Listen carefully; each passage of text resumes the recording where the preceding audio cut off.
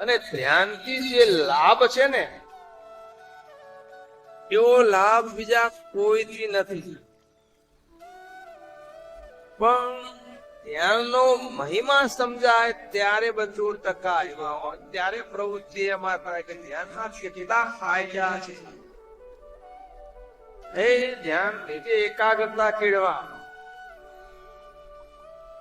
અંતરમાં ઉદ્ભવતા જે કામના, ક્રોધના, લોભના આ જે વેગો છે, આ તાપ છે, એ વેગ શાંત થાય, તાપ કાઢા પડે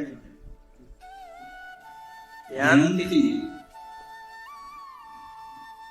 પણ મહિમા સમજાતો નથી ને માટે ધ્યાનમાં લગ્ન લાગે. જેનો મહિમા સમજાય એમાં લગ્ન લાગે.